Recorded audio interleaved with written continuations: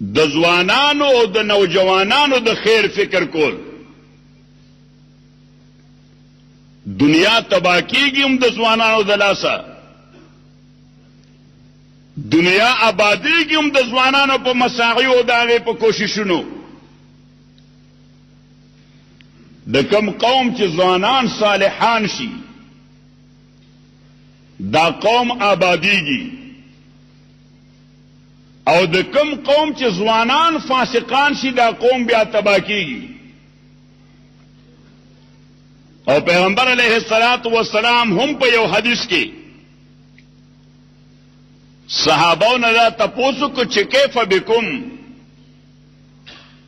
اذا فسق فتیانکم وطغت نساؤکم.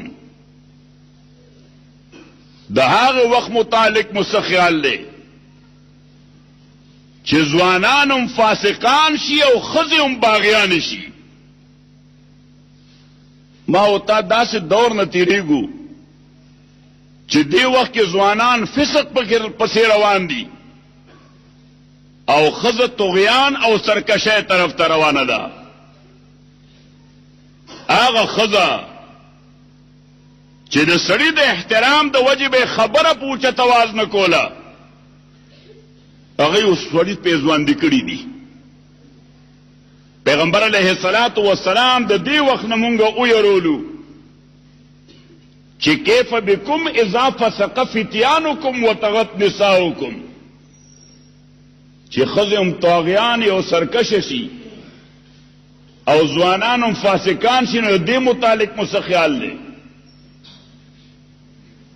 دا خبره صحابه کرامو ته ناشنا ښکارېده. هغوی ورته وی او کائن ذلک یا رسول الله، دا هم چې کیدونکي دي. پیغمبر علیہ السلام وی ډیر څه به کیږي چې څومره زمانه رستو کیږي دومره به تیری او فتنې در باندې رامنډوي. څومره چې د رڼا نه سړی لرې کیږي نو دومره هغه ته خطره زیاتیږي. رڼا کې خطرې نسبتاً کمی وي. صحابه دغه رڼا سره په چاپېرچل کې ناست دي. مثلهم کمثل الذی استوقد نارا. الله تعالی هم سورہ البقره کې د پیغمبر د دعوت مثال ورکړی دی چې د یو اور بل کړی سوځولو د پاره نه رڼا د پاره. فلما اضاءت ما حوله، د خپل چاپېرچل روښانه کړی دی. نو چې کوم ځای رڼا وي هغې خواته مار هم نه راځي، ګیدړ هم نه راځي، بله هم نه راځي. مختلف احساسات او فیلینګز وي د هغوی، ولې خواته نه راځي. خو حاصل یې دا ده چې خطره نسبتاً کمی. خو چې د رڼا څنګه لرې کېږي خطره زیاتېږي. زمانه چې څنګه تیریږي. د روحاني رڼا واحد مرکز د جناب محمد رسول الله صلی الله علیه وسلم. دا یو داسې ډیم دی، دا یو داسې جنریټر دی، دا یو داسې پاور هاوس دی، دا یو داسې ټرانسفارمر دی، دا یو داسې میټر او داسې مین سویچ یا سویچ دی چې د مقابله کې بل رڼا کار نه کوي. بس دغه واحد رڼا د روحاني میدان د سره چې صورت تعلق قوي کو دومره در کې انسانیت دی چې څومره د سره تعلق کمزور شي دومره بیا د خرج وي. د پیغمبر سره په تعلق سره انسان کیږي، د دې پیغمبر نه په پریکولو سره خر کیږي. ابو جهل تاسو چرته مولوی صاحبان نه د مولوی صاحبانو محترمو د تاسو ته دا خو نه دی ویل چې د ابو بکر یو د ابو جهل یو لکای ورپسې براخ کې شو ویلی دي زور سره. دا به هم نی ویل چې داغه دې ځای دوخ کرونه لکه د زوړ غوي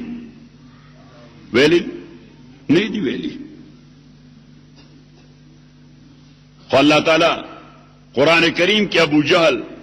او د پشان خلق ما بل از یو ځای ذکر وکړو. ما درې شیونو باندې انسانی دنیا کې انسان محبت مومي.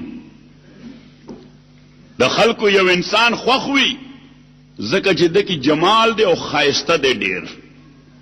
د خلکو یو انسان خوخوي ځکه چې دکی څه کمال دی. خو ډاکټر د خلکو خوخي کمال دی پکې، خو انجینیر د خلکو خوخي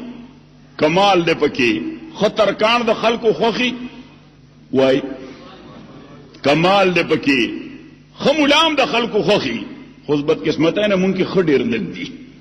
الله دې مونږ خکې صحیح شو او ما مرګرو ته مې که خدای مونږ مولیان خکړو ازمون جماعت تبلیغی جماعت داغه تبلیغیان خکړه دی دنیا کې خدای انقلاب او بدلون راولي او خواله په دې نه دی چې د سره تسبیح سوره لوی دي ګیره سوره وګدا کړی دا پنسي سوره اوچته کړی دي نفلونه میا په شپه کې سوره کوي دا د خواله معیار نه دی حضرت عمر رضی الله تعالی عنہ تاسو ما خبر باندې خفکیږئ ما خود مخکې درته یو خبره واضح کوم زه چې کله د مولا یا د خپل تبلیغي دوستانو متعلق خبره کوم زور تام ګوره خبر ده ته به نه کې خبره زه حق لرم چې زه دا خبره وکم ځکه د دوی نه مو دوی زمانه دي دا زما د بدن حصي دي صحیح نو که زه د بدن بیماری چې کوم ځای په درد دی وغیله زور ورنکم چې رو خوږیږي ها نو بیا خو د بدن علاج نه کیږي ویله مساجم ورکوم بام بم ورکوم ویله به ټکورم ورکوم ګرم تیل به پم ورچوم دا د خیر د پاره ورچوم که شر د پاره خیر د پاره خو چې ته خبره کوي ته د شر د پاره کې محترم ورونو نعرض مې کو استاد خدمت کې بل یو زمون برګره پولیس افسر د لوی افسر دی ناغه سره ورغلم بیا مسبقین مانځه وخت کې هغه ویجی مانځله زو باید شزو نا خود چې د افیس نه راووت نو پولیس والا مرګري سټانټو شو صحیح نو څوک چت او خطر سو جمعات نه چا پیره شو د وسلو هغه مخ کې رسو را روان شو ځکه دې ملک خو بسر وخت خطرې نو صحیح او هغه ټوپکونه لوټ کړ بیا په لار هم ورته چې ولاړ وای ورته سلوټ کړ د ورته بچي څنګه نیت ته خده نما ورته مې راته دي پولیس والا دا ته پوسله کې چې نیت ته خده نغم مزاحونه دي ما ته وی قاضي صاحب ک نیت خنینو دې ظالم زوی سره خو ډک کلاشن کوپ ته ک نیت خنی ما ته مخامخ زکه وی زه تاسو انت ته خلکو نیت خنه دي خدای دې خلکو نیت خکی دا ټول جګړه د نیتونو ده نو محترم ورونو عرض وکړ تاسو ما خبرونه پوهیږئ لږ زور سره او دریم یو سړی سره مال ډیر وی چاله ور کوي او کني ور کوي خان ته مونږه اسه کته پورته کیږو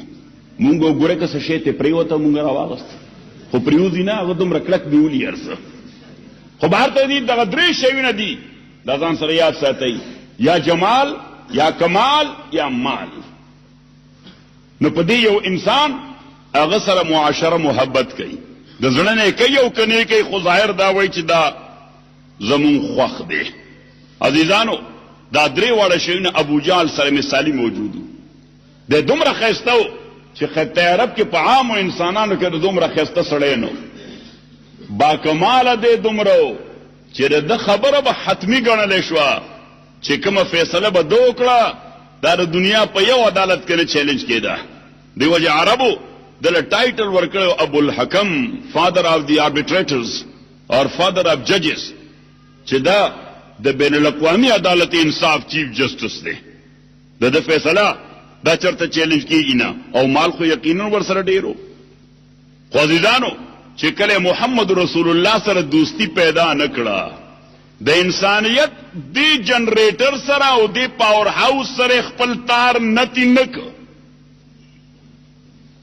نو قران سووي چې اولائک کالانعام بل هم اضل الله تعالی فرمایي دا ابو جهل او د مرګري داس دي لکه خره اولائک کالانعام بل هم اضل الله تعالی وی جمالهم دي مالهم ډیر دي کمالهم ورسره دي خود انسانیت مرکز سره ځان نه تړلې نو الله تعالی بس یو فیصله وکړه اولائک کالانعام بل هم اضل الله وی خر لا خده بار خوړی دار زناور زوی د خدای د دین په اعتبار د هیڅ کار نه دی خر خو لا بیا هم خده بار خوړی نو الله تعالی دی وجه چې بل هم اضل د خرنم زیات لاندې دي د غوی نه زیات لاندې دي د خنزیر نه زیات لاندې دي اوس دغه انسان چې یا خود عقیده مسله د ما د عقایدو کتاب کې ولیکل چې جنس انسان دا د جنس ملکو نه بهتر دی او خواص د انسانانو